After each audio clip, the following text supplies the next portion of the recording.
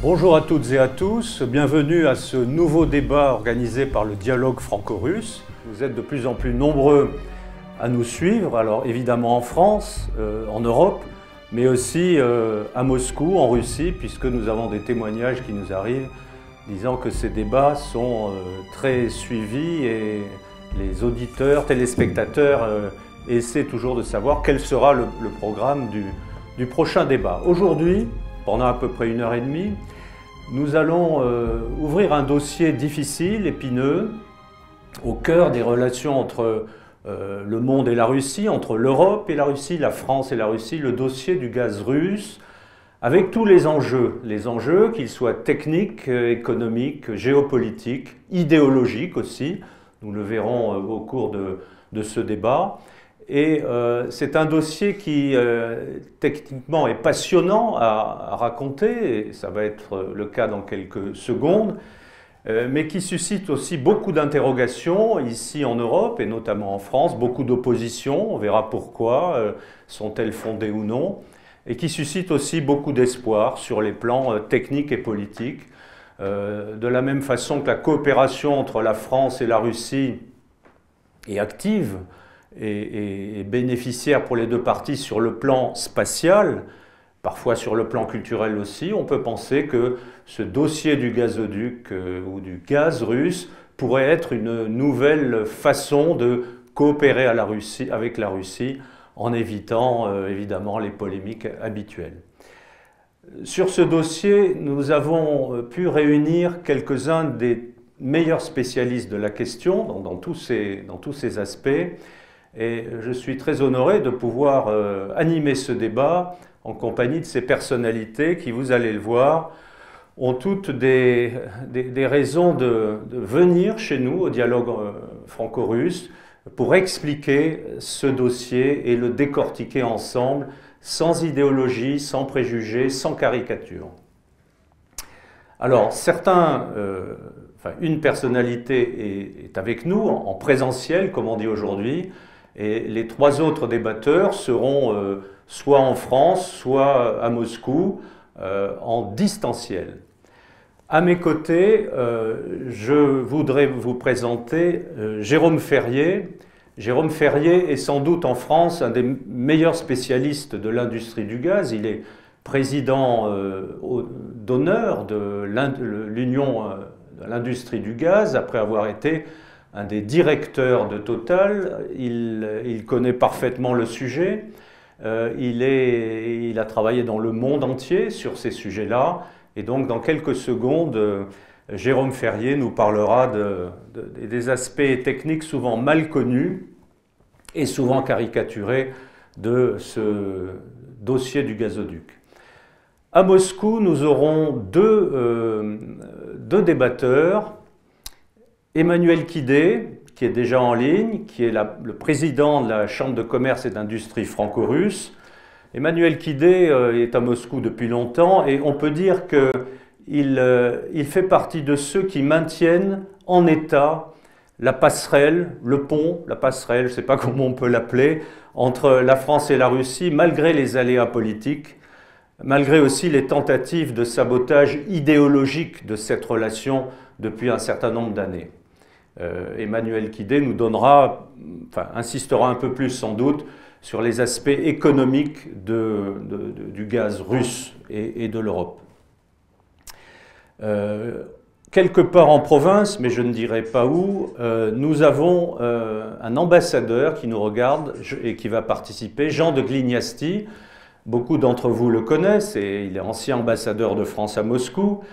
On peut dire qu'il a été un de nos grands ambassadeurs. Il a eu la chance de faire la liaison ou d'avoir deux présidents russes, Dimitri Medvedev et Vladimir Poutine, au tournant des années 2011-2012. Jean de Glignasti a écrit un certain nombre de livres. Il est aujourd'hui chercheur à l'IRIS.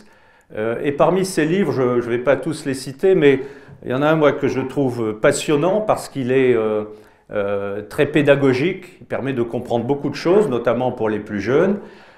c'est sa géopolitique de la Russie, paru je crois il y a 1 an ou 2 chez Erol.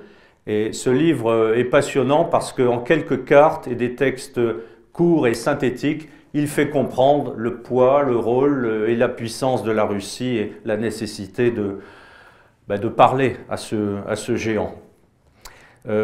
Son dernier ouvrage va paraître à la fin de ce mois, je crois. Voilà.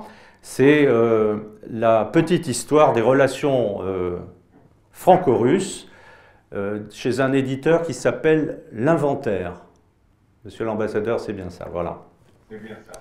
Alors, nous aurons, il n'est pas encore avec nous, mais il est en train de rejoindre, il est dans les embouteillages à Moscou. Nous aurons un intervenant, un débatteur russe, Pavel Zavalny, qui nous rejoint donc dans quelques dizaines de minutes. Alors, Pavel Zavalny est l'ancien directeur de Gazprom Transgaz Yogursk, qui est le plus grand transporteur de gaz sibérien vers l'Europe. Pour vous donner une idée, il couvre un réseau de près de 2000 km, ce transporteur, et il achemine par jour 1,5 milliard de mètres cubes de gaz.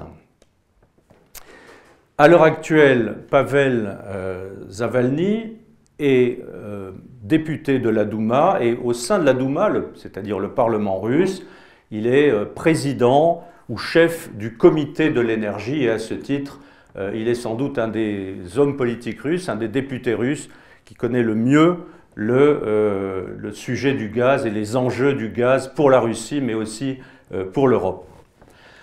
Alors, nous avons organisé notre débat avec des exposés liminaires, l'aspect technique que Jérôme Ferrier va nous développer, l'aspect économique, ce sera M. Emmanuel Kidé à Moscou, et puis les aspects plus politiques ou géostratégiques avec Jean de Glignasti, notre ambassadeur. Et M. Zavalny, lui, donnera, dès qu'il nous rejoindra, le point de vue russe sur les besoins, les possibilités de fourniture de gaz à l'Europe, et puis aussi sans doute, puisque c'est un homme politique, M. Zavalny nous dira quelle est la perception de la Russie sur ces blocages européens à l'heure actuelle. Alors, sans perdre de temps, et puis ensuite, donc, des questions, un débat nous animera nos débatteurs. Nous irons peut-être un peu plus sur certains détails en fonction de ce qui aura été dit. Alors, on commence la première intervention en posant un peu le cadre général du dossier, tous les aspects techniques, peut-être géographiques aussi, mais techniques notamment pour comprendre ce qu'est la production russe aujourd'hui, les exportations russes, et puis les moyens techniques utilisés pour exporter cette richesse, notamment en direction de l'Europe, mais avec différents itinéraires qui, chacun, peuvent poser problème. Et ça, nous l'aborderons ensuite dans les aspects plus géopolitiques. Alors, je vais passer le micro et la parole à Jérôme Ferrier, qui donc va nous expliquer, nous poser les termes techniques de ce dossier significatif. Merci Frédéric, bonjour à tous et merci aux organisateurs de m'avoir invité à participer à ce débat de haute qualité. Alors quand on parle de ce sujet, surtout ces derniers temps, il y a d'abord de l'émotion, parfois même de la passion, quelquefois de l'irrationnel. Il est donc important, je dirais, de revenir à l'expression triviale des fondamentaux.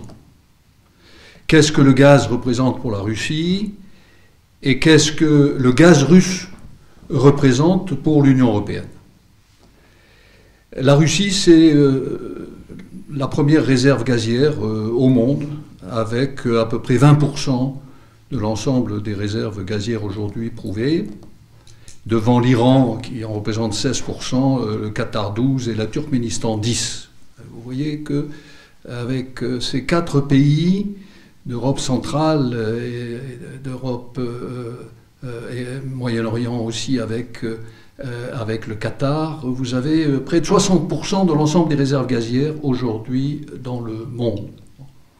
Et puis la Russie, c'est aussi un grand producteur, c'est le deuxième producteur au monde, derrière les États-Unis.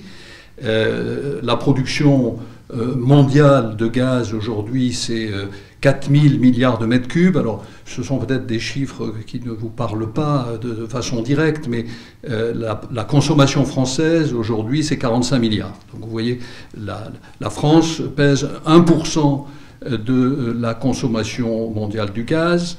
Et sur cette production de 4000 milliards de mètres cubes, vous en avez 3000 qui sont consommés par les pays producteurs, commencez par la Russie et les États-Unis, qui consomment massivement le gaz qu'ils produisent, et puis il vous reste 1000, alors j'arrondis les chiffres pour que ce soit plus facile à intégrer, 1000 milliards de mètres cubes qui font l'objet d'un marché international, c'est-à-dire qui traverse au moins une frontière.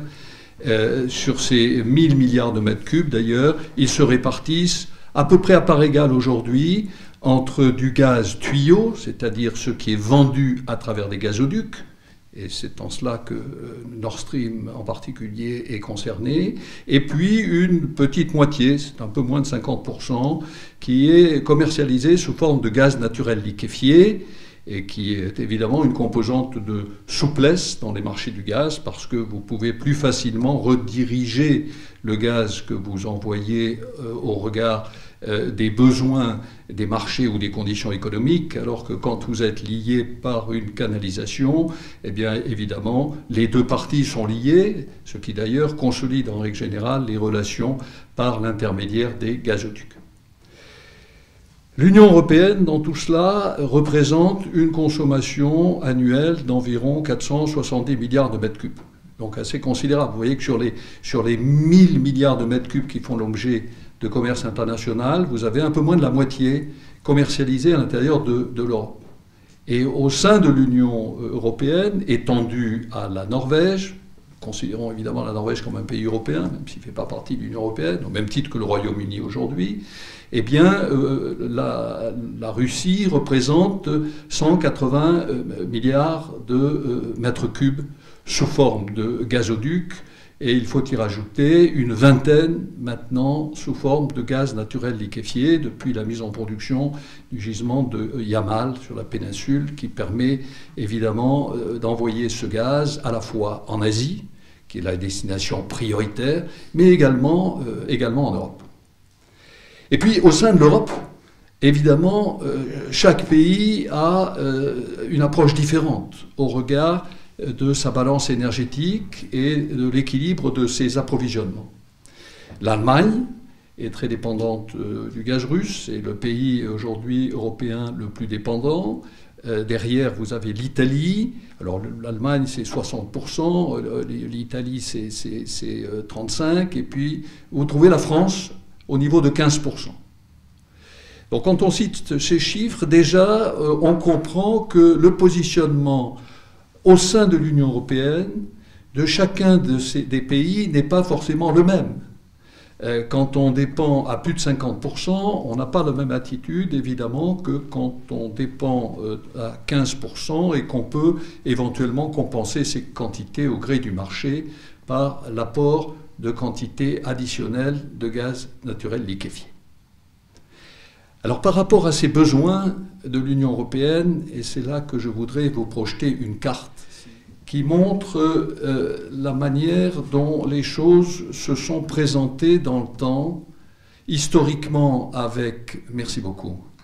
J'espère que tout le monde la voit bien, cette carte qui s'affiche à l'écran, où l'on voit ces flèches roses qui présentent, celle du haut, ce qu'était l'approvisionnement dans les années, fin des années 2000,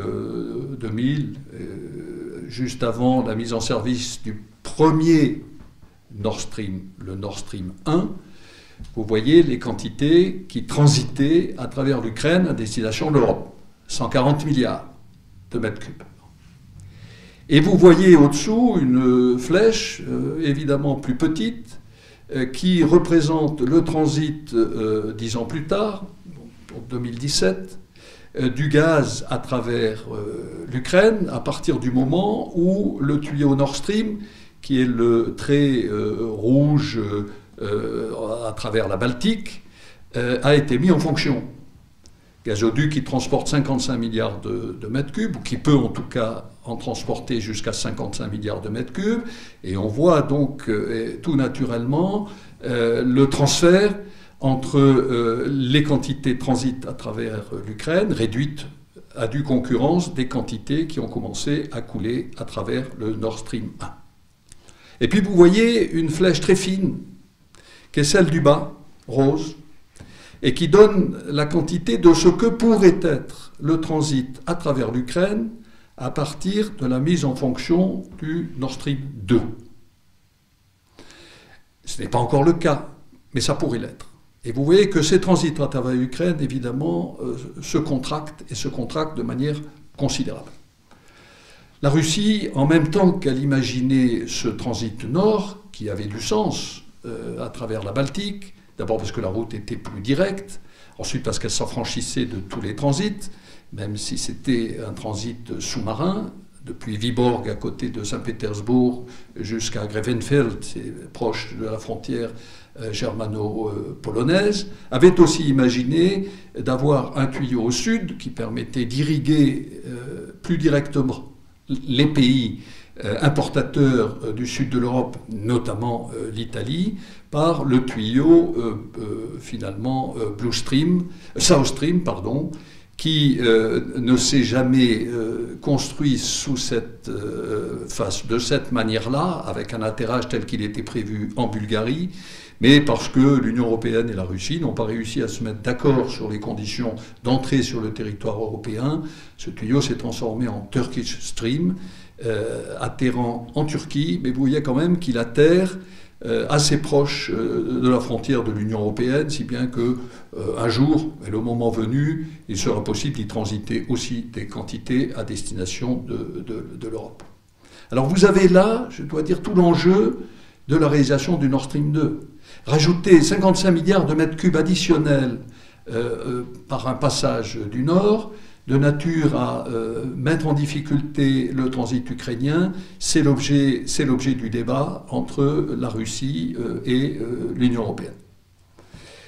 Alors, ces tuyaux du Nord, comme d'ailleurs les tuyaux du Sud, ils contribuent d'une certaine façon à la sécurisation des approvisionnements, par des routes différentes. Simplement, c'est toujours du gaz russe. Et donc, légitimement, l'Union européenne considère que si elle continuera d'avoir des besoins en gaz russe, on estime que globalement, si vous voulez, la consommation européenne sera relativement stable. Parce qu'il y a une augmentation dans les centrales électriques, en substitution du charbon, notamment en Allemagne, mais en contrepartie, il y a de l'efficacité énergétique sur les installations et que l'un dans l'autre, on a une perspective sur les 10 prochaines années relativement stable des consommations en Europe. Néanmoins, il y a un second approvisionneur de l'Union européenne, qui pendant longtemps était d'ailleurs le numéro 1, qui est la Norvège. Et la Norvège peut être amenée à avoir un déclin de ses productions. Et il faudra bien donc que l'Union européenne trouve du gaz additionnel pour compenser les chutes du gaz d'origine norvégienne. Et là aussi, c'est l'enjeu, parce que tous les pays, je le disais, n'ont pas la même dépendance. Vous avez certains pays, d'ailleurs, de l'Europe centrale, qui ont une dépendance à 100% du gaz russe. La République tchèque, la Slovaquie, la Hongrie ont une dépendance à 100%. Et puis vous en avez d'autres, comme l'Espagne, qui ont une dépendance encore inférieure à celle de la France. Donc c'est compliqué d'avoir une attitude qui soit un positionnement homogène au niveau de l'Union européenne quand les enjeux sont aussi différents. Le problème ukrainien vis-à-vis de l'Union européenne, il est double.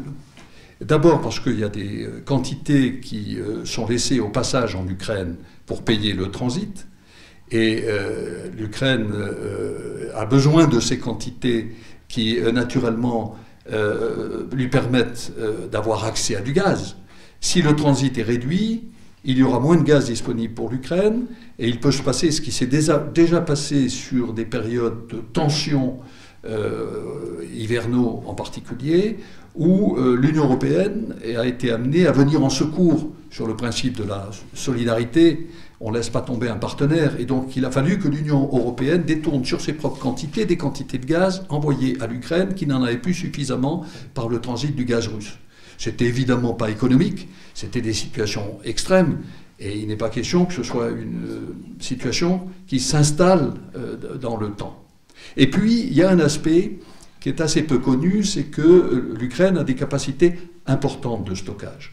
Et le stockage, c'est très important parce que c'est d'abord de la sécurité d'approvisionnement, mais c'est aussi un poumon entre les quantités consommées en hiver et les quantités consommées en été.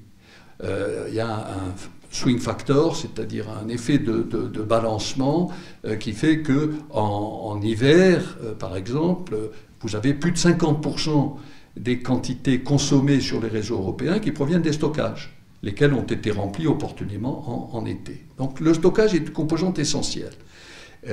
L'Allemagne a du stockage, 40 milliards, l'Italie 17, la France en a 12. En règle générale, on considère qu'il faut avoir à peu près 25% de consommation chez soi. Il se trouve que l'Ukraine a un potentiel qui est monté jusqu'à 28 milliards.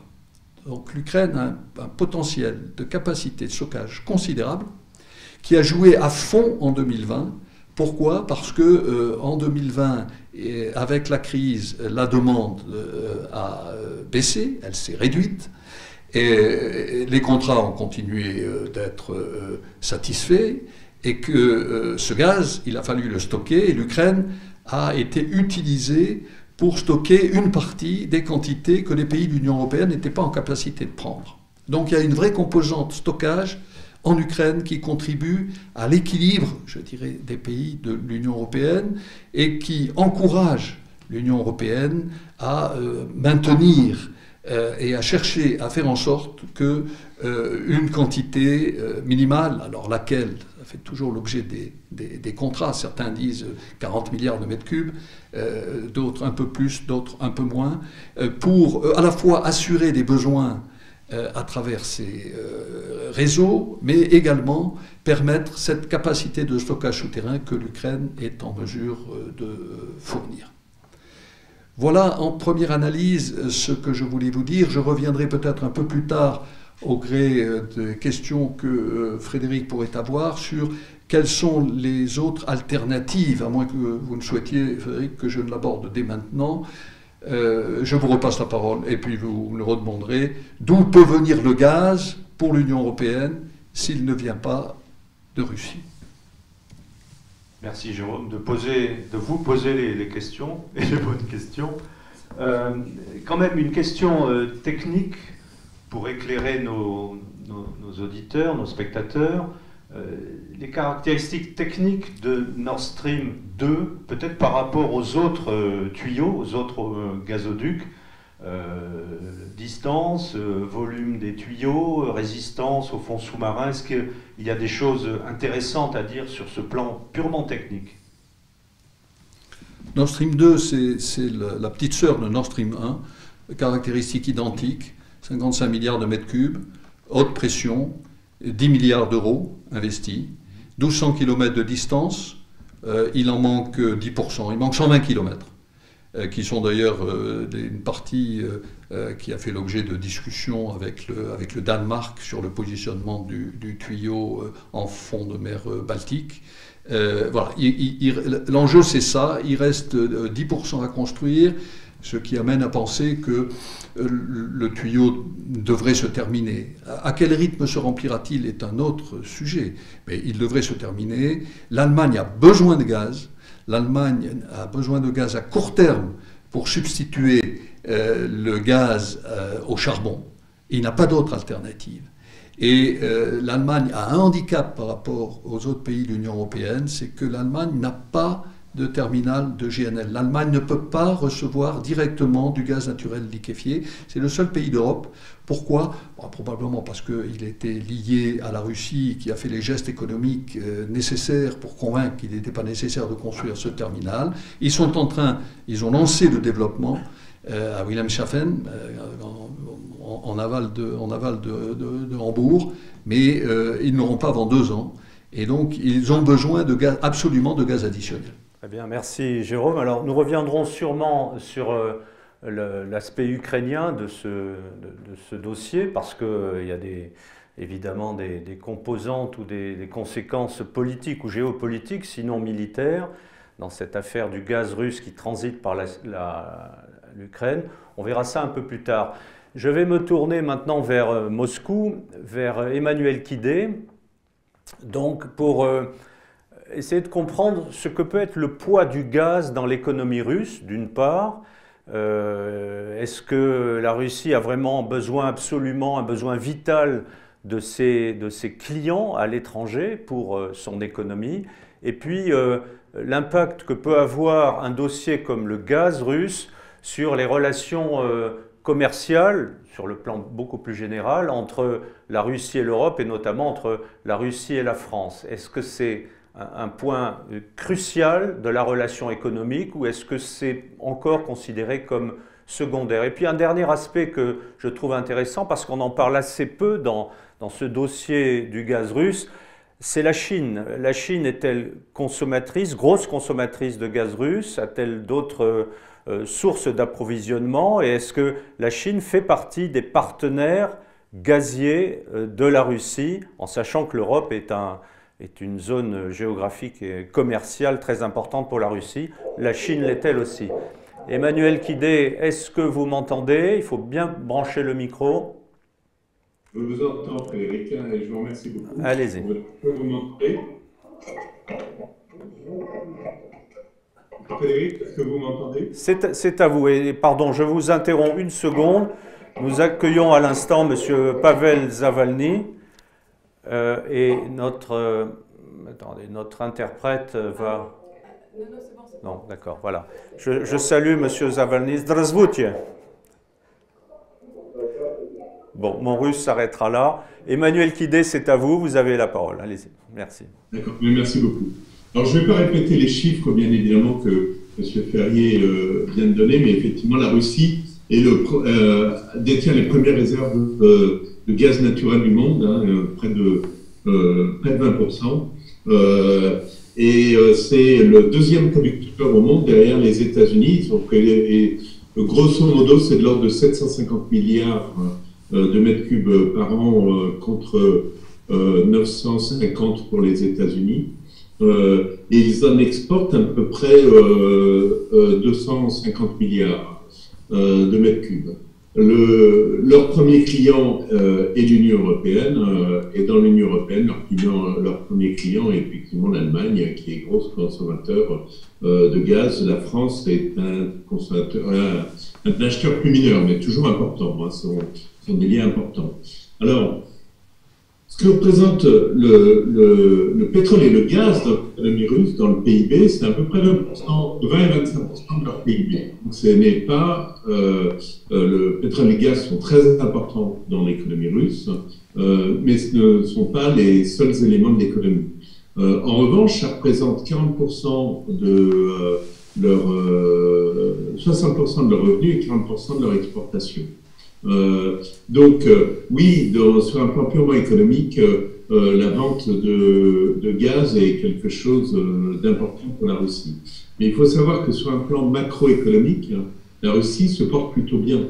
Le taux d'endettement après Covid de la Russie est de l'ordre de 20%. Ils ont augmenté légèrement de 15 à 20% leur endettement. Je crois qu'on va atteindre les 120% en France. Ils ont des réserves de l'ordre de 5 à 600 milliards de dollars qui continuent à croître, puisque leur budget a été fait sur la base d'un pétrole à 3600 roubles. Le rouble est important. Et puisqu'aujourd'hui, ils le vendent à peu près à 4700 roubles. C'est-à-dire que chaque baril vendu, ils mettent 1000 roubles de côté. Et c'est la même chose pour le gaz. Donc, toutes les ventes de gaz et de pétrole leur permettent d'accroître leurs réserves. Donc peu d'endettement, beaucoup de réserves financières et un taux de chômage qui est relativement bas. Donc sur un plan purement macroéconomique, la Russie se porte bien. Et bien évidemment, tout cela est dû au pétrole et au gaz. Et il est difficile de dissocier les deux dans ce cas précis. Vous parliez de la Chine et vous nous demandiez quels étaient les liens avec la Chine sur un plan purement gazier. Il commence à vendre à la Chine. Alors, M. Ferrier le fait remarquer très justement, c'est-à-dire que vous avez par la mise en production du champ de Yamal dans le nord de la Sibérie, qui est une usine de gaz liquéfié, les premiers bateaux qui sont allés vers la Chine. Alors, c'est pas encore un acheteur très très important de gaz. Ils se fournissent aussi au Qatar, si je ne trompe pas, nos amis chinois. C'est pas encore un acheteur très important, mais ça pourrait le devenir. Ils ont des besoins en énergie qui sont importants, en pétrole, c'est certain, mais en gaz, ça devrait augmenter. Donc, le gaz russe peut se tourner vers la Chine à un moment ou à un autre. Ils ont besoin, les Russes, bien évidemment, des Européens, mais ils pourraient aussi se tourner vers la Chine pour vendre leur gaz. Donc voilà, dans un premier temps, rapidement, Frédéric, ce que je voulais dire. Oui, merci Emmanuel. Alors, nous sommes à Moscou, donc je vais rester sur place là-bas avec Monsieur Zavalny, qui nous a rejoints et que je remercie d'être avec nous pour ce débat. Le point de vue russe est intéressant dans cette affaire. Bon, il y a des difficultés sur ce gazoduc Nord Stream 2. Il se fera peut-être ou pas. Est-ce que, d'un point de vue russe, ce gazoduc Nord Stream 2 est absolument impératif pour l'équilibre de l'économie russe? Et puis une deuxième question, est-ce que dans votre perception de Russie, le gaz américain, la concurrence américaine est à terme redoutable et peut être de nature à affaiblir la Russie? Monsieur Zavalny, c'est à vous. Je vous salue, je suis très heureux de pouvoir être là. En ce qui concerne Nord Stream 2, merci pour votre question. C'est effectivement une question d'actualité. Pourquoi est apparu ce projet, tout d'abord? Tout d'abord, c'est lié au volume de production de gaz. Il y a 40 ans, il y avait le gazoduc Urengoy-Uzhgorod.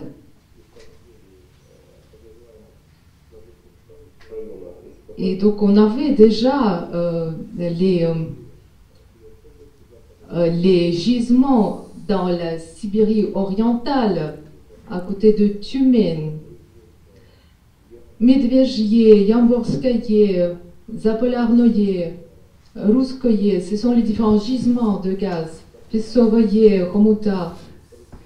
Donc voilà, tous ces gisements, c'était à l'époque nécessaire pour fournir le gaz en utilisant le gazoduc Urengoy-Uzhgorod. On a créé 6 tuyaux pour ensuite fournir ce gaz en Ukraine et via Ukraine. Et donc, on utilisait ce gaz de la Sibérie occidentale. Et ce gaz était envoyé vers l'Occident, vers l'Europe. Mais ces gisements, maintenant, vont venir bientôt à leur épuisement. Donc en fait, la production diminue. Donc malgré les autres petits gisements satellites qui sont découverts à côté. Et donc aujourd'hui, nous avons commencé à produire le gaz à Yamal, sur le presqu'île de Yamal. L'an dernier, nous avons atteint 115 milliards de mètres cubes. Dans 10 ans, notre objectif pour le volume total, 300 milliards de mètres cubes par an. Et donc, on a la question, où envoyer ce gaz? Comment le gérer, sachant qu'il y a une diminution dans l'autre région? Et c'est là que ce projet est né. Donc, d'envoyer ce gaz à l'Occident, à l'ouest de la Russie, et puis plus loin, vers l'Europe. Donc, la création des gazoducs dans la mer Noire, dans la mer Baltique, on a fait des comparaisons et on a choisi cet itinéraire. Donc, si on regarde les différents paramètres, le transport des gaz est un paramètre très important pour la rentabilité de tel ou tel projet. Donc, plus il est long, évidemment, moins c'est intéressant. Donc, 1800 km, c'est la différence pour aller en Allemagne, pour amener ce gaz en Allemagne par rapport à l'ancien gazoduc Gofo, le gazoduc Urengoy. C'est comme Moscou jusqu'à Berlin, c'est beaucoup. Et donc c'est une diminution du prix du gaz. Et la pression nominale, c'est 100 bars, tandis que c'était 75 bars dans Urengoy, Pomar Uzhgorod. Puis la technologie est différente pour les tuyaux. Les stations de pompage sont de nouvelle génération. Donc, 8 millions de mètres cubes, ou plutôt de tonnes, de CO2 par an. C'est la diminution grâce à ces nouveaux paramètres. Donc, je vous donne les paramètres économiques et aussi écologiques pour vous montrer que ce gazoduc est bien meilleur. C'est un gazoduc peut-être le plus efficace dans le monde au jour d'aujourd'hui, si on tient compte de tous ces paramètres. Évidemment, en ayant un tel projet, nous pouvons proposer un prix qui serait très compétitif par rapport à nos amis de Qatar ou des fournisseurs des États-Unis. Donc, et évidemment, les Américains le comprennent, ils cherchent des marchés pour écouler leur gaz GNL, qu'en plus ils obtiennent grâce aux technologies de fracking. Donc c'est des technologies très sales du point de vue écologique, et les Américains bien évidemment ont fait tout pour bloquer ce projet. Moi je me souviens de l'histoire de ce gazoduc. Donc il fallait politiser cette question, absolument, et ils ont trouvé moyen. Donc c'est l'Ukraine, la Pologne, diminuer le transit par ces pays, augmenter leur influence sur l'Europe, montrer qui est ici, qui fait la loi ici. Donc tout ça, c'est des objectifs politiques.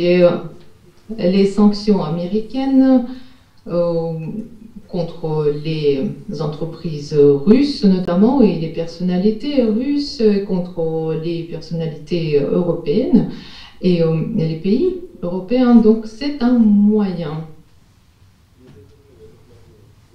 Donc évidemment, ça ralentit le projet, mais nous avons réussi à surpasser certains défis technologiques.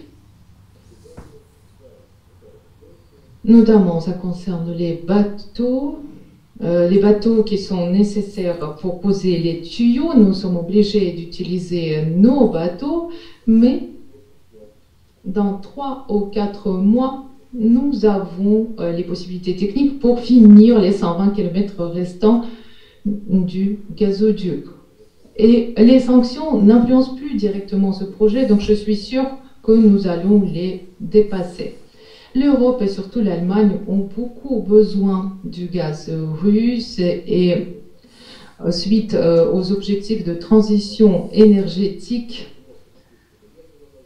en Europe, l'Europe a besoin de sources fiables d'énergie. Donc, quand on a des énergies renouvelables, ce sont des énergies intermittentes. Donc, on a besoin d'une énergie de base.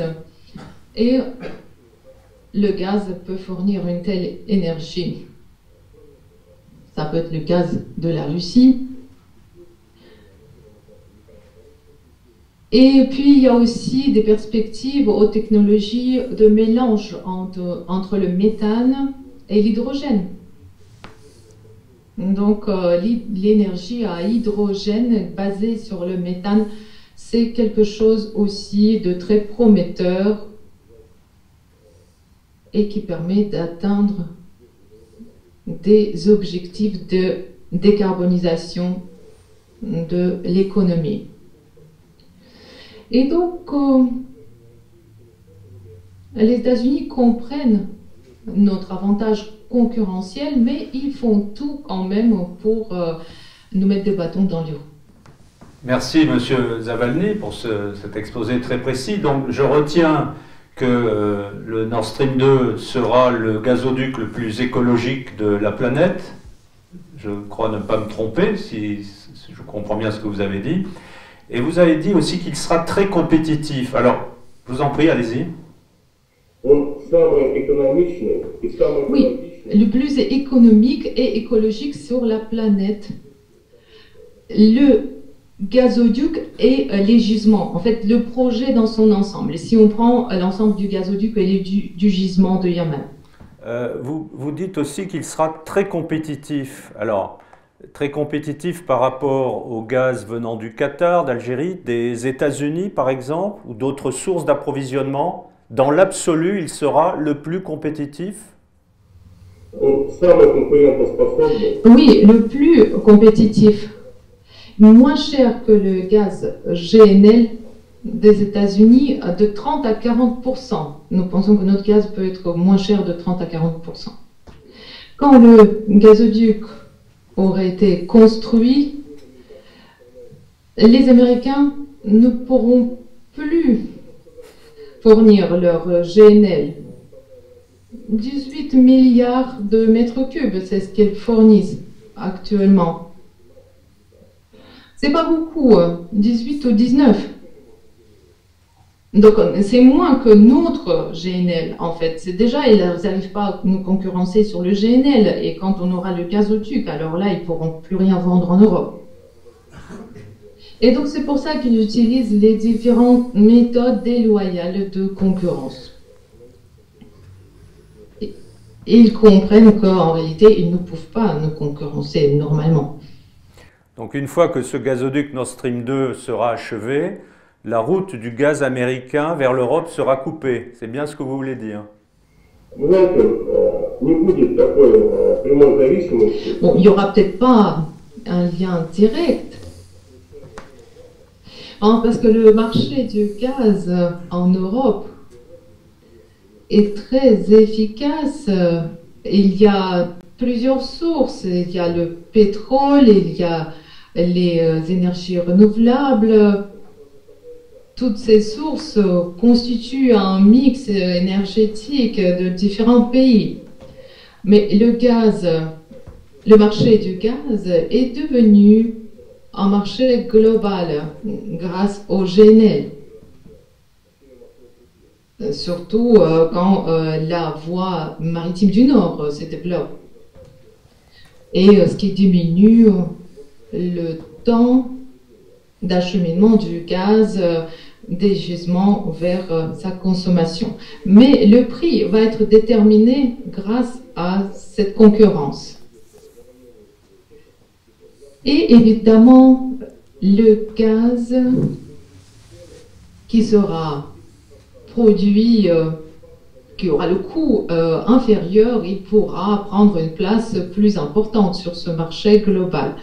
Donc, si on prend tous ces critères, la sécurisation des approvisionnements, l'attractivité économique, les qualités écologiques, donc tout ça, toutes ces qualités se retrouvent dans le projet Nord Stream 2 avec la production sur Yamal. Les réserves sont prévues pour 40 ans. En ce qui concerne le Qatar a envoyé le gaz à la Chine, mais notre gaz, il est plus prévisible. Et avec l'Allemagne, nous avons un partenariat stratégique dans l'énergie. Qu'est-ce que c'est? C'est un échange des actifs, notamment lors de la production du gaz, lors de son transport, son stockage et sa distribution. Le gisement Yuzhno-Russk, Wintershall, d'autres gisements. Wintershall, c'est une société allemande.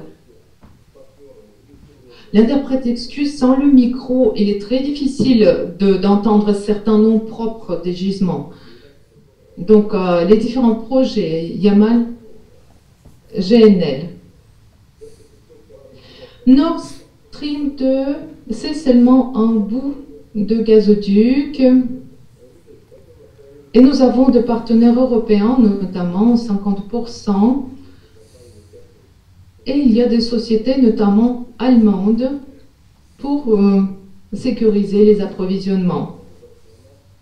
Et aucune autre société, aucun autre pays ne peut garantir les approvisionnements aussi bien que la Russie et Gazprom. Merci, M. Zavalny. Alors, avant de me tourner vers M. de Glignasti, qui patiente et je l'en remercie, quand même une toute dernière question. Vous avez évoqué les sanctions américaines et européennes appliquées à la Russie, imposées à la Russie. Est-ce que ces sanctions ont contribué à dégrader les capacités d'extraction, de production, d'exportation du gaz russe en matière de technologie? Est-ce que les technologies russes sont toujours au point et up-to-date, comme on dit en français ou peut-être en russe? Nous ne dépendons pratiquement pas sur le point technologique des Américains. Peut-être 1 ou 2% pour certains équipements, mais nous avons réussi déjà à contourner ces sanctions. En ce qui concerne les tuyaux, par exemple, et les différentes machines, nous les produisons en Russie, nous ne dépendons pas des États-Unis. Et nous vendons autant que nous produisons. Et en hiver, pratiquement, là nous avons envoyé beaucoup de gaz en Europe cet hiver. L'Europe n'a pas eu froid grâce au gaz russe.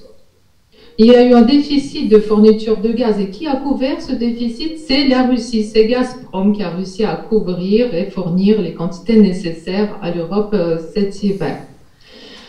Alors, il y a aussi le gaz offshore de Sakhalin.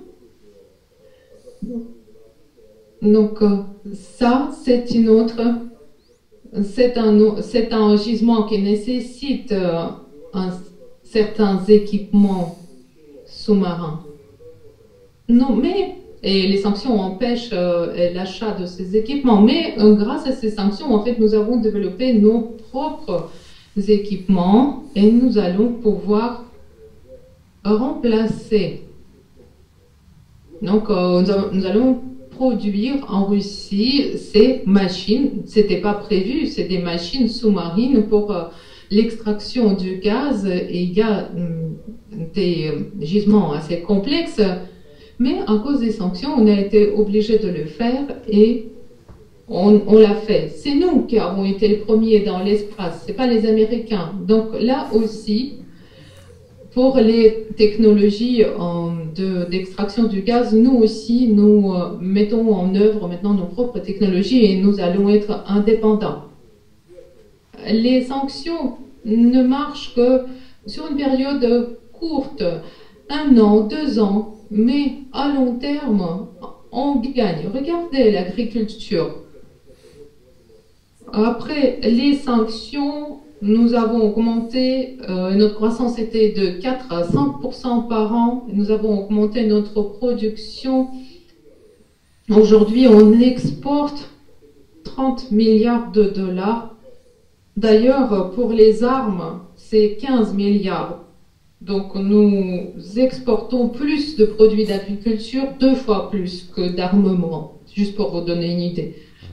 Et donc, tout ça, c'est les sanctions. Et nous importons 12 milliards de dollars, d'ailleurs, les fromages français. Mais nous aussi, nous pouvons aussi maintenant faire les fromages français. Bon, merci, Monsieur Zavalny. Je ne crois pas que ce soit une bonne idée de faire des fromages français. On va apprendre comment faire du bon vin, notamment en Crimée. Pour l'instant, la France occupe la 2e place. Et moi, par exemple, je préfère les vins français à tous les autres vins. Mais là, nous allons adopter une loi qui concerne le développement de la viticulture en Russie et nous allons bientôt remplacer et produire un très bon vin en Russie. Merci. Alors, je vous annonce que nous ferons un débat ici au Dialogue franco-russe sur les vins et les fromages russes et français avec des essais comparatifs. Et vous serez évidemment invité, Monsieur Zavalny. Monsieur de Glignasti, merci d'avoir patienté pendant toutes ces longues minutes.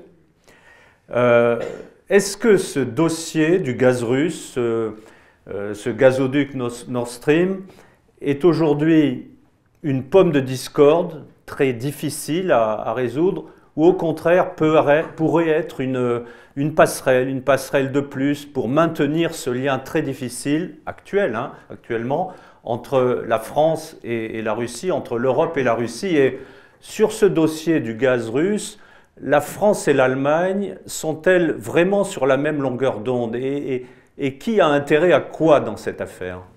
Il est de fait que l'énergie, c'est un sujet sensible en Europe et un sujet qui prête à toutes les contradictions.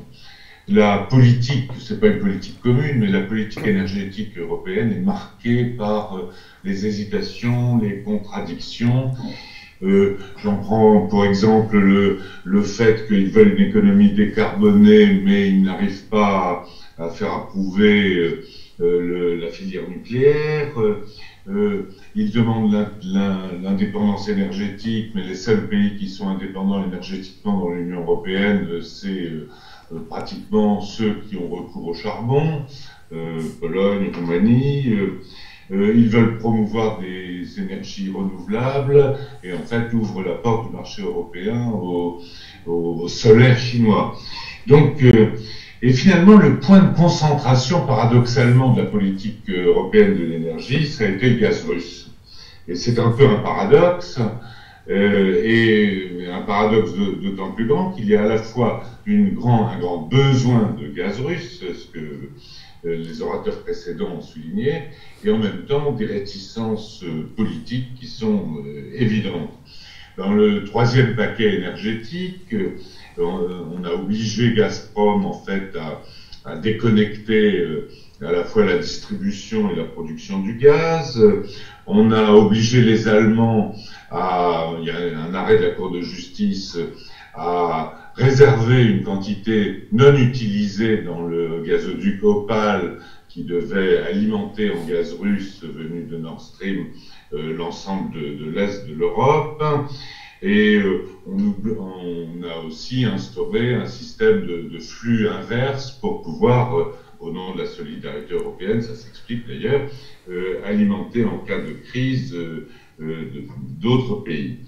Donc, on sent bien que, en même temps, il y a à la fois un grand intérêt, et ça a été souligné et économique pour le gaz russe, et en même temps des difficultés politiques.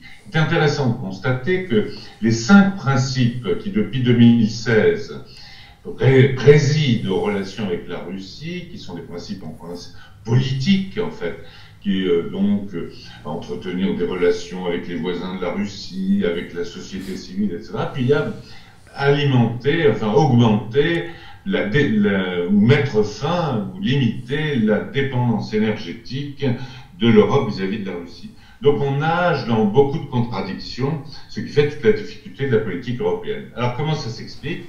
Ça s'explique en effet que les intérêts à la fois économiques et les intérêts politiques sont divergents. Je ne vais pas m'étendre très longtemps, mais prenons par exemple simplement la France et l'Allemagne en matière de gaz russe. L'Allemagne a l'ambition de créer un hub gazier au nord de l'Europe et de distribuer le gaz russe, qui est le moins cher, le meilleur, le moins polluant, à l'ensemble du continent européen, plus particulièrement l'Est et le Nord.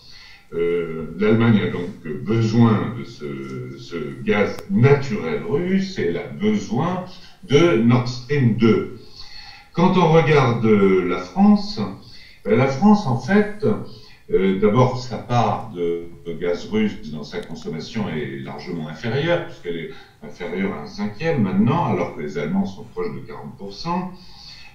Mais surtout, la France a développé, avec 3 usines, 4 en fait, puisqu'il y en a 2 à Fos, de liquéfaction, la France a l'ambition de devenir un hub de gaz naturel liquéfié, et donc de distribuer en Suisse, en Espagne, le gaz qu'elle importe sous forme de gaz liquéfié.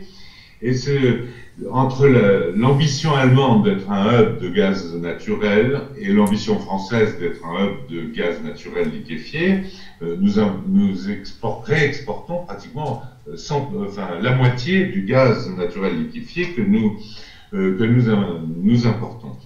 Et donc, ça n'est pas la même approche. Ça n'empêche pas la France d'avoir de très bonnes relations avec la Russie, puisque le gaz naturel liquéfié de Yamal a aussi vocation à alimenter les usines de Dunkerque ou de Montoire en Bretagne.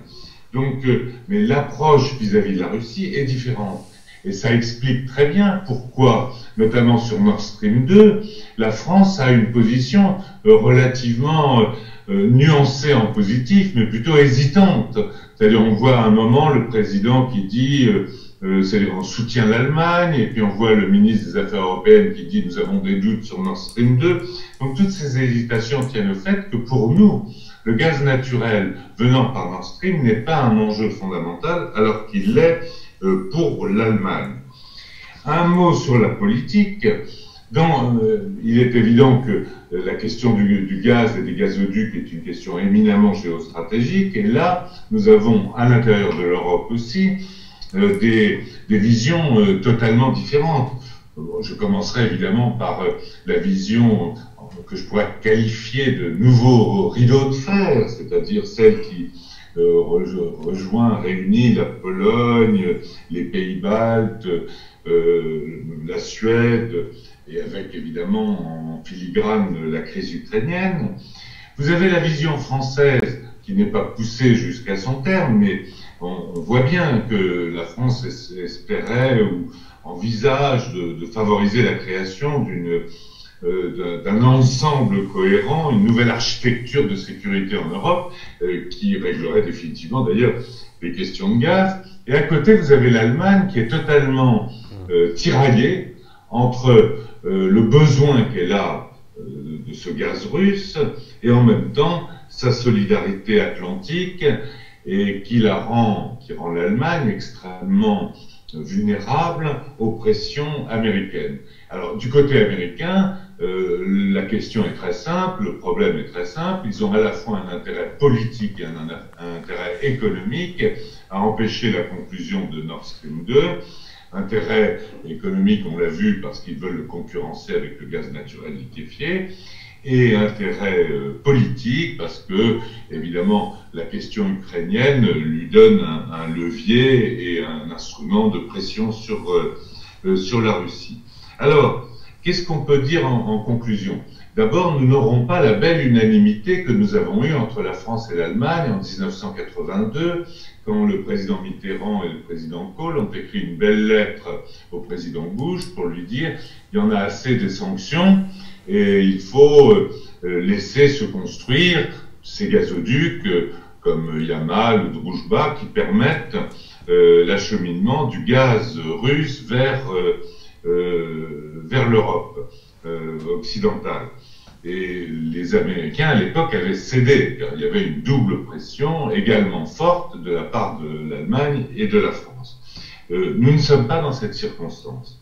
La situation a évolué, les positions sont plus différentes, plus diversifiées. Pour conclure, je dirais que, en fait, c'est ni une chance, ni un risque, le gaz russe. C'est tout simplement une nécessité. C'est une nécessité, ce qui veut dire que le sort de Nord Stream 2, en fait, dépend surtout, à mon sens, de la reprise ou de la mauvaise reprise économique qui va se profiler dans les mois qui viennent. Si l'économie européenne repart très fort, le besoin de Nord Stream 2 sera tellement grand pour l'Allemagne que l'Allemagne se battra, quelle que soit sa majorité, pour terminer Nord Stream 2 et le mettre en fonction. Si la reprise économique est faible, je crains que les pressions américaines et les hésitations des autres États membres de l'Union européenne ne conduisent à de nouveaux délais sur Nord Stream 2. Merci. Merci, Monsieur de Glignasti. Donc, si je comprends bien, c'est l'économie là qui va décider du sort de Nord Stream 2, d'une certaine façon. On peut dire ça, c'est-à-dire que tout dépend en fait de l'Allemagne, puisqu'elle est pratiquement la seule, avec quelques États membres derrière, à se battre pour sauver Nord Stream 2. Mais elle ne se battra que si ça correspond à ses vrais intérêts économiques, et ceux-ci seront exacerbés, si je puis dire, en cas de reprise très forte de l'économie allemande et de l'économie européenne. Parmi les pays européens qui soutiennent Nord Stream 2 et donc la position russe, et qui pourraient rallier l'Allemagne dans son besoin et dans sa prise de décision, se trouve la Hongrie. Quels autres pays ? Dans l'ensemble, les pays d'Europe centrale et orientale sont demandeurs de gaz russe et acceptent l'idée que le hub de gaz naturel soit l'Allemagne. Il y a eu un moment, on a parlé tout à l'heure de South Stream, il y a eu un moment où les Russes avaient idée de créer un hub de gaz naturel en Bulgarie. Mais la Bulgarie a cédé en fait aux pressions de la Commission et d'autres États membres, peut-être l'Allemagne derrière, je n'en sais rien. Et donc finalement, la disparition de South Stream fait qu'il n'y a plus de hub dans le sud, enfin de façon aussi évidente dans le sud de l'Europe, et que de ce fait, un certain nombre de pays plus au sud ont aussi intérêt à avoir Nord Stream 2, même s'ils ne s'expriment pas beaucoup. Sur le plan, alors toujours politique ou géopolitique, ne pensez-vous pas que le dossier ukrainien reste un facteur bloquant majeur pour toutes les décisions européennes en tout cas qui concernent la Russie et notamment sur l'achèvement ou l'acceptation de la fin du chantier de Nord Stream 2? Alors, il est tout à fait clair que c'est un obstacle majeur. Cet obstacle, il est en partie surmonté, ce qui montre qu'en fait on arrive à trouver des solutions. Parce que il semble bien que Mme Merkel ait négocié avec les Américains et avec les Ukrainiens et avec les Russes, le maintien d'une quantité résiduelle mais non négligeable. La capacité des tuyaux en Ukraine, c'est 142 milliards de mètres cubes. Actuellement, ils fonctionnent pratiquement, enfin un peu plus de la moitié. Et donc, il y a un accord implicite pour dire, si on construit Nord Stream, il restera une capacité résiduelle de transit à travers l'Ukraine.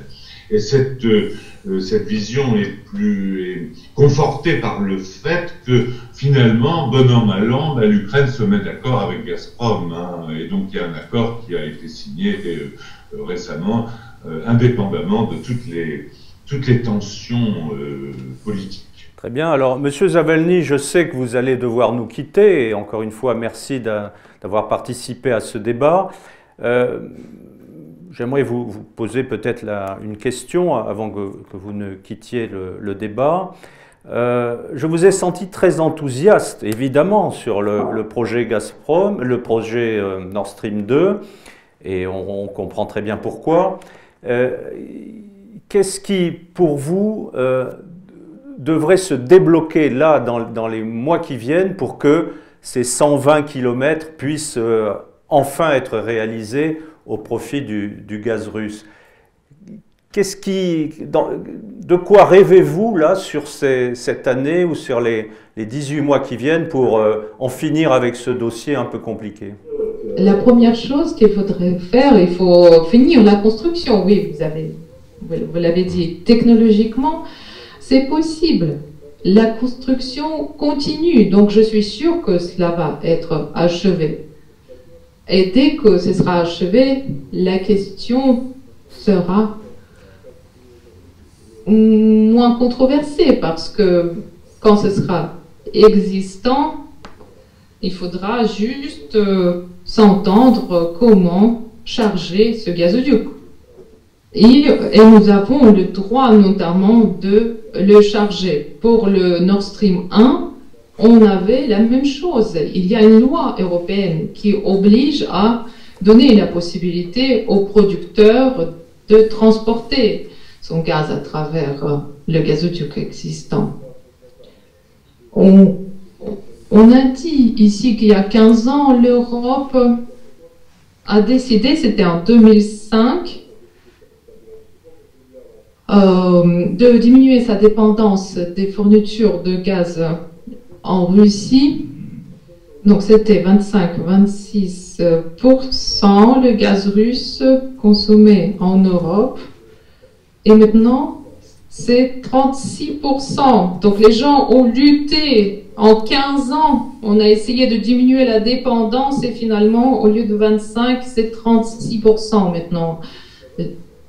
Donc finalement, toutes ces décisions ne font que nuire. En ce qui concerne la question ukrainienne, nous voudrions continuer et développer les fournitures de gaz à travers l'Ukraine. Donc Orengo-Uzhgorod a nécessité 6 gazoducs, 6 lignes. 180 milliards de mètres cubes de gaz. Donc c'était le corridor de transport principal. Mais il y a eu beaucoup de problèmes. L'Ukraine a créé énormément de problèmes en bloquant le gaz, en prélevant le gaz, en ne payant pas. Donc, vu tous ces problèmes, d'ailleurs, l'Ukraine consommait jusqu'à 120 milliards de mètres cubes, maintenant 130, et elle prend 10 milliards dans le tuyau qui va vers l'Europe, donc le tuyau du gaz qui est envoyé par la Russie en Europe. Donc il y avait 86 milliards il y a un an. Maintenant, ce sera plutôt 50. Et il y a la voie turque. Donc, je pense que ce sera plutôt 30 ou 40 milliards, dont 10 seront consommés en Ukraine et 20 à 30, ce sera le gaz transitant par l'Ukraine fourni à l'Europe. Mais les conditions seront différentes. L'Ukraine ne pourra pas faire du chantage en Europe parce qu'il y aura toujours l'alternative, le Nord Stream 2. Donc le transit sera conservé, mais il y aura moins de problèmes pour faire chanter l'Europe.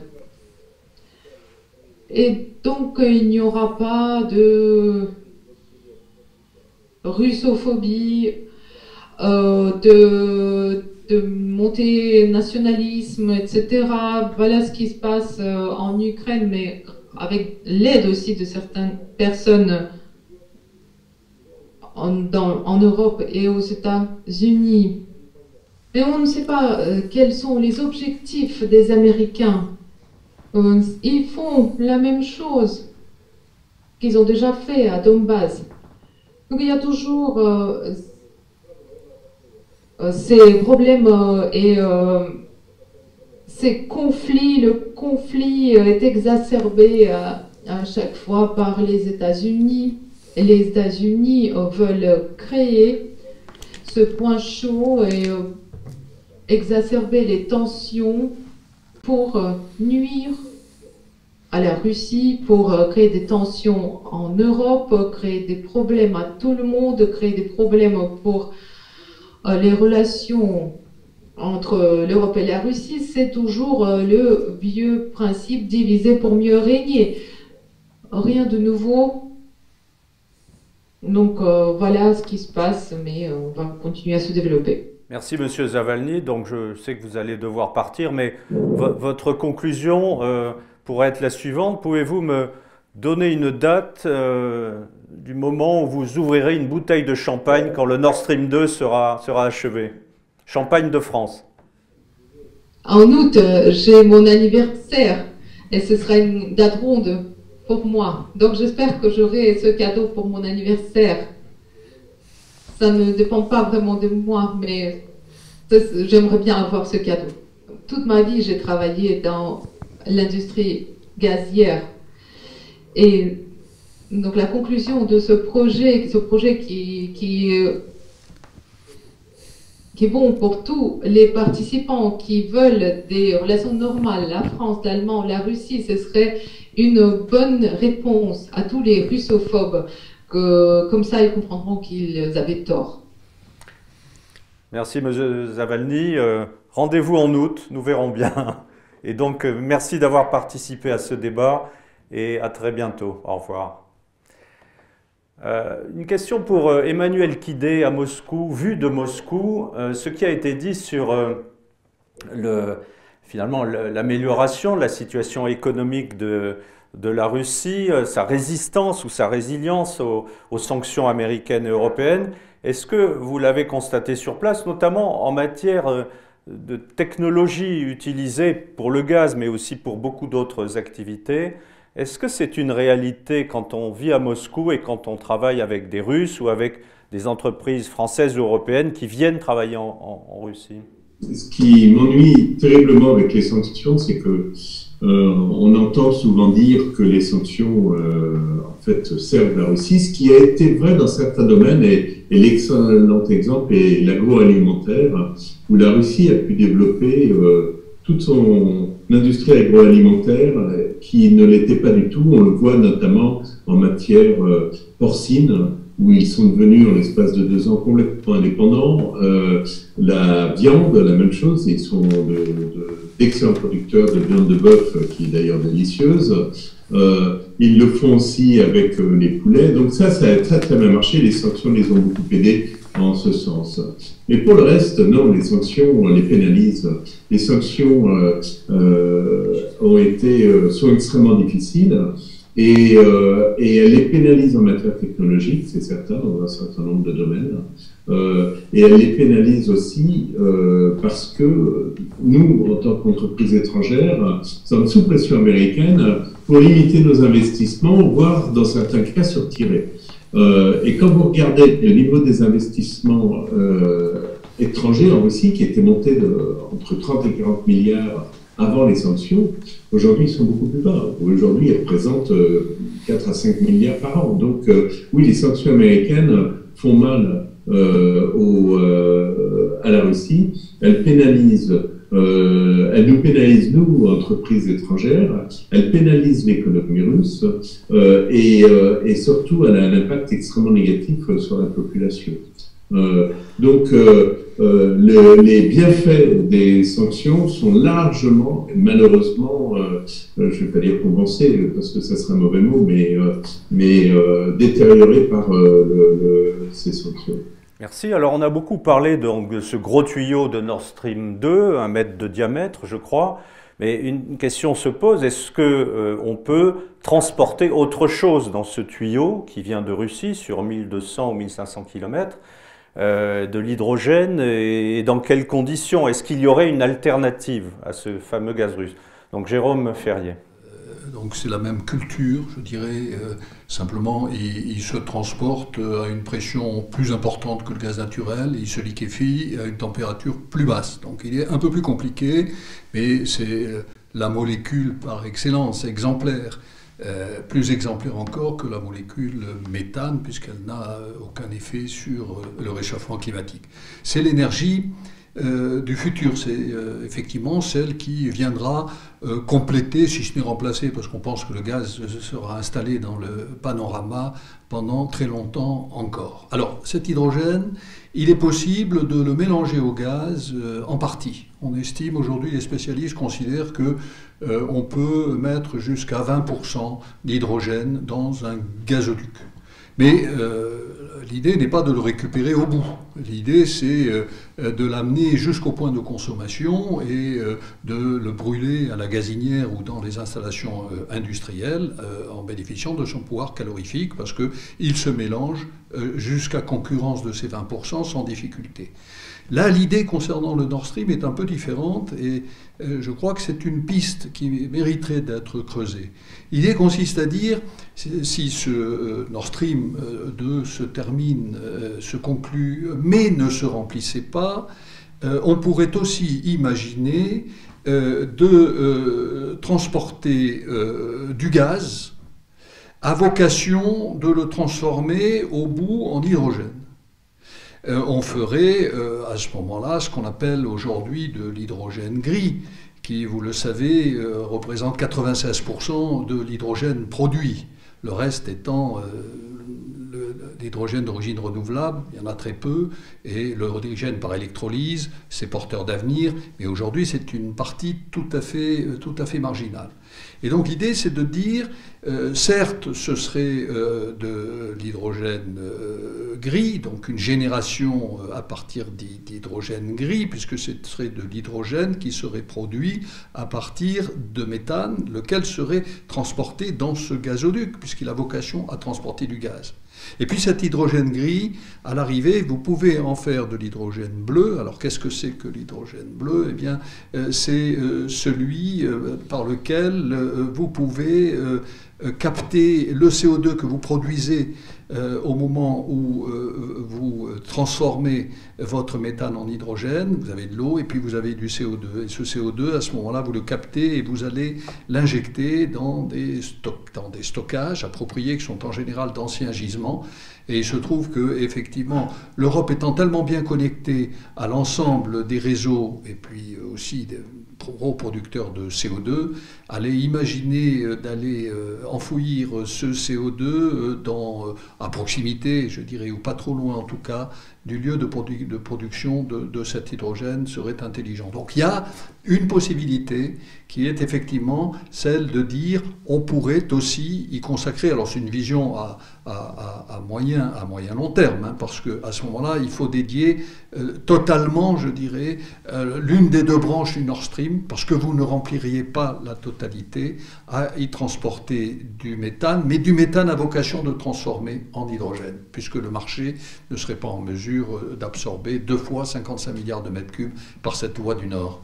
Merci. Monsieur l'ambassadeur, on évoque en ce moment la Russie la Turquie sur beaucoup d'autres sujets qui concernent très directement l'Europe, mais dans ce dossier du gaz russe ou des acheminements de gaz ou d'hydrocarbures, la Turquie est très directement concernée. parce qu'elle est le point d'arrivée déjà de nombreux tuyaux. Alors, dans ce dossier du gaz russe, et notamment du Nord Stream 2, la Turquie joue-t-elle un rôle particulier contre ou pour tel ou tel intérêt? C'est clair que la Turquie est un hub.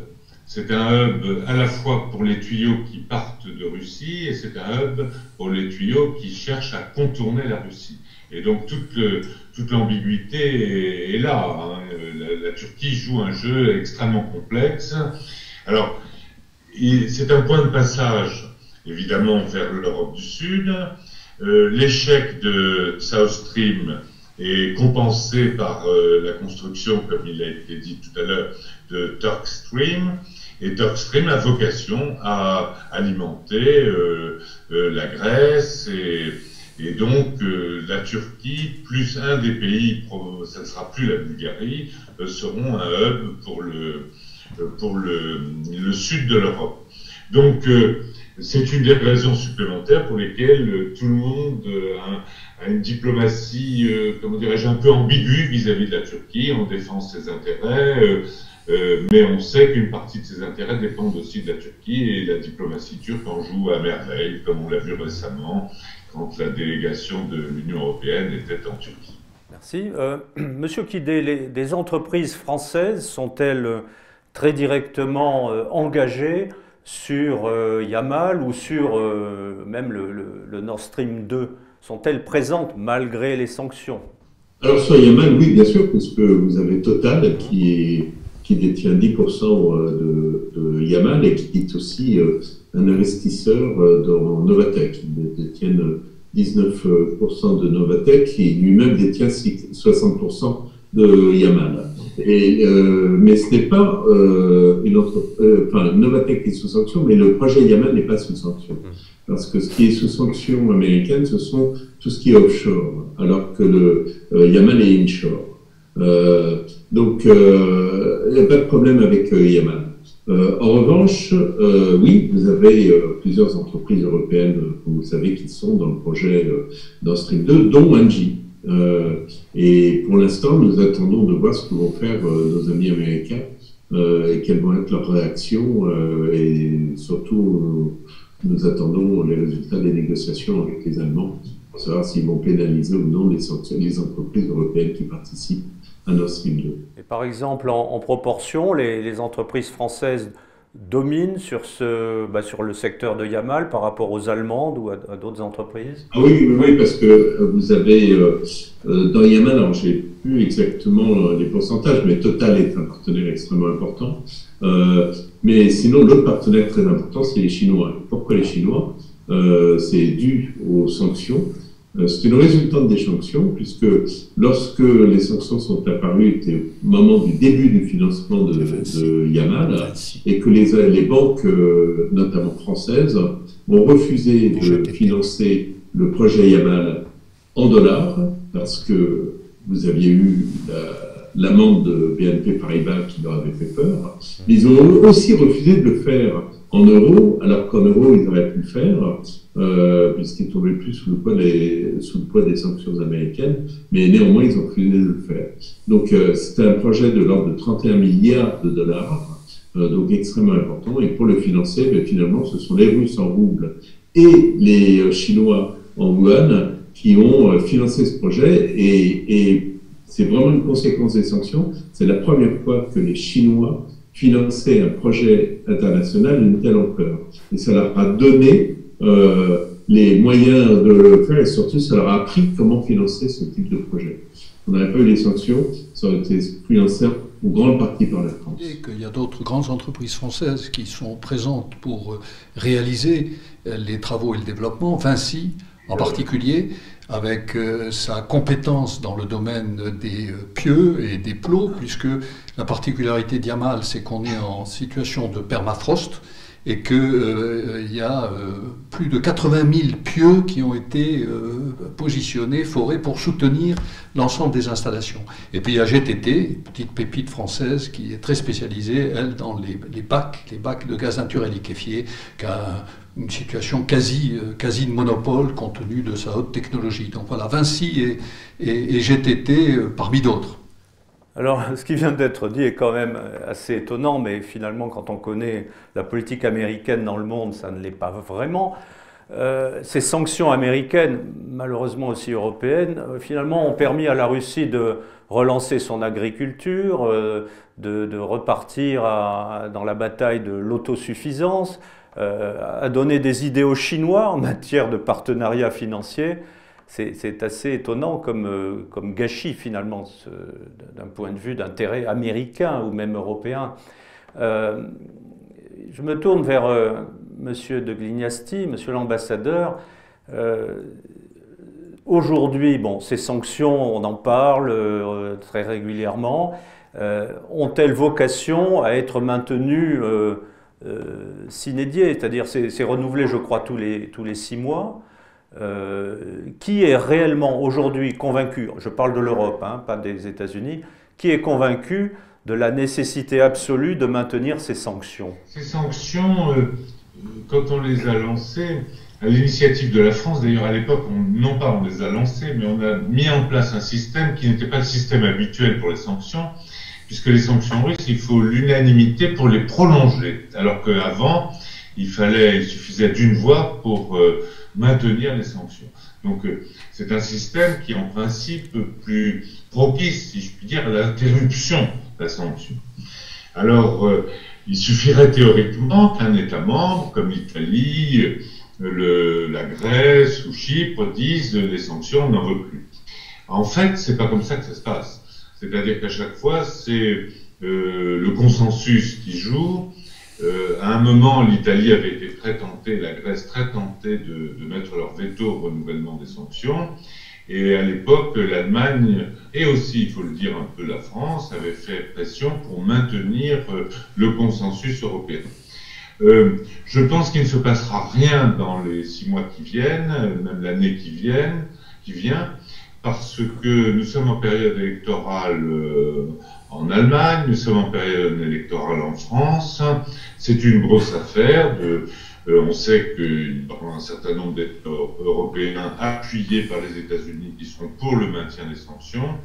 Et donc, pour des raisons d'économie, et puis l'affaire Navalny tombe mal, donc la question des sanctions ne se posera pas avant de longs mois, et nous sommes partis pour un renouvellement à l'identique, voire une aggravation s'il y a des incidents ou des choses comme ça, du système des sanctions à l'encontre de la Russie. D'un point de vue personnel, Monsieur de Glignasti, vous liez l'affaire Navalny au chantier, à la fin du chantier Nord Stream 2? On constate en fait que chaque fois qu'il y a eu une question de ce type, Navalny, Skripal avant, ça conduit à un durcissement des relations entre la Russie et l'Europe, enfin l'Union européenne et les États-Unis, et à une sorte de surenchère qui à chaque fois conduit à une aggravation des sanctions et une aggravation des relations entre la Russie et le monde occidental, puisqu'il faut bien le qualifier comme ça. D'accord. Nous sommes ensemble depuis maintenant 1h30 pour ce débat. Alors je vais vous proposer à chacun en 2-3 minutes d'apporter peut-être une conclusion évidemment provisoire à ce débat. Je vais peut-être commencer par Moscou, Emmanuel Kidé. 2-3 minutes de conclusion, d'appréciation sur cet enjeu du gaz russe pour l'Europe et surtout pour la France, puisque nous sommes ici à Paris et nous sommes directement intéressés. Emmanuel Kidé. Je pense que Nord Stream 2 sera achevé, parce qu'il manque, comme vous le disiez si bien, 120 km, et je pense que le Nord Stream 2 sera achevé, et il bénéficie surtout à l'Allemagne, et bien évidemment à quelques entreprises françaises qui participent au financement de Nord Stream 2. Mais c'est surtout un symbole, et un symbole important dans les relations entre l'Union européenne et la Russie. Les relations politiques sont absolument exécrables. Les relations économiques, en revanche, ne le sont pas. La France, puisque vous parliez de la France, est l'un des investisseurs les plus importants en Russie. Nous sommes aussi le premier employeur. Et ce que nous faisons en tant que Chambre de commerce, c'est d'expliquer aux autorités russes et française d'utiliser en fait les bonnes relations économiques pour apaiser ces relations politiques qui sont extrêmement tendues aujourd'hui. La Russie, à juste titre ou non, est exaspérée par l'Union européenne et prêt à ne plus avoir de relations pendant un certain temps. Et donc je pense que si on peut achever Nord Stream 2, cela permettra effectivement probablement d'apaiser un petit peu les tensions politiques entre l'Union européenne et la Russie et entre ses partenaires et la Russie aussi. Merci. Donc je suis optimiste sur un moyen terme. D'accord. Et je dirais à l'attention de nos amis russes qu'il ne faut pas avoir de crispation à l'idée que les pays de l'Union européenne puissent chercher d'autres sources d'approvisionnement. Quand on est dépendant à 40% d'une source d'approvisionnement, il est normal de regarder pour les besoins futurs d'autres sources et d'autres origines. Pas forcément pour réduire la dépendance russe, à laquelle je ne crois pas, mais en revanche pour venir se substituer à des sources actuelles. Je mentionnais la Norvège, mais il y en a d'autres qui seraient en réduction et qui nécessiteraient du gaz additionnel. Alors d'où peut venir ce gaz? À court terme, ça peut être du gaz d'Azerbaïdjan. On a mentionné le TANAP, c'est-à-dire ce gazoduc qui traverse la Turquie en provenance d'Azerbaïdjan et qui pourrait donc transporter du gaz azéri. À moyen terme, ça peut être le Turkménistan. Je le mentionnais tout à l'heure, dans l'un des 4 grands pays en termes de réserves gazières, très peu développées parce que très enclavées, donc il n'a pas de possibilité en plus de développer du gaz naturel liquéfié et de l'exporter. Et puis il est très fermé sur lui-même, mais il a des besoins d'exporter avec des ressources gazières considérables.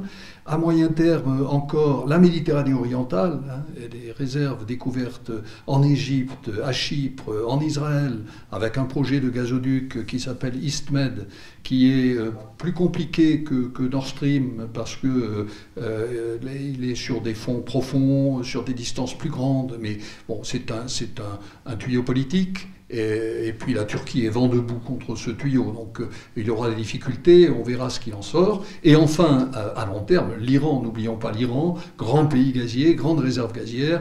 Un jour les sanctions seront levées et un jour l'Iran à nouveau aura cette capacité de pouvoir exporter par gazoduc ou par gaz naturel liquéfié. Merci. Alors Jean, monsieur l'ambassadeur, vous allez donc conclure d'une certaine façon ce débat. Êtes-vous optimiste, moyennement, plutôt pessimiste? Alors, je pense aussi que Nord Stream sera terminé. Je ne suis pas sûr qu'il fonctionne à 100% de sa capacité dès le début. Il mettra du temps parce qu'il y a comme beaucoup de sources. Et puis, il y aura, s'il est terminé, ça veut dire qu'il y aura un accord sur un transit via l'Ukraine. Donc, il sera terminé. Et ensuite, évidemment, beaucoup dépendra de la prochaine majorité au Bundestag, enfin en Allemagne, sur la façon dont on l'utilisera. Sur les relations politiques, je dirais que nous sommes entrés dans une phase de léthargie, de statu quo, pendant les périodes électorales qui s'ouvrent en France et en Allemagne. C'est après que ça reprendra, et honnêtement, personne ne peut dire dans quel sens. Donc, il n'en reste pas moins que les idées qui ont été mises sur la table par le président de la République française, nouvelle architecture de sécurité en Europe, tout le monde sait que c'est indispensable et que ça prendra du temps, mais à un moment ou à un autre, cette idée s'imposera. Merci, monsieur l'ambassadeur. Donc, nous allons conclure ce débat. Évidemment, il y en aura d'autres. Le sujet n'est pas complètement bouclé. Nous comprenons bien que ce gazoduc n'est pas qu'un problème technique, c'est un problème d'abord politique. On le voit bien dans les contradictions qui ont été évoquées au cours du débat au sein de l'Europe, notamment entre l'Allemagne et la France, le problème de l'Ukraine. Et donc maintenant, monsieur l'ambassadeur, vous annoncez un statu quo, une léthargie. Tout sera remis après nos différentes élections. Alors, la bouteille de champagne au mois d'août, je crois qu'on peut la laisser au frais, on le dira à M. Savalny. En tout cas, je voudrais vous remercier tous d'avoir participé à ce nouveau dialogue, à ce nouveau débat. ici au dialogue franco-russe, donc Jérôme Ferrier, Emmanuel Kidé, Jean de Guignasti et monsieur Pavel Zavalny qui nous a quittés. Je remercie aussi Olga, je ne sais pas si elle est encore là. Le débat était riche, j'ai trouvé qu'il y avait beaucoup d'éléments sur tous les plans, techniques, économiques, géopolitiques qui ont été fournis. Et je vous donne rendez-vous, pour ceux qui le veulent, sur YouTube, sur le site du dialogue franco-russe. Les prochains débats, je n'en ai pas encore les thèmes. Irina pourra vous transmettre ça dès que possible. Et en tout cas, je vous remercie une nouvelle fois de nous avoir suivis. Je vous dis à très bientôt. Merci.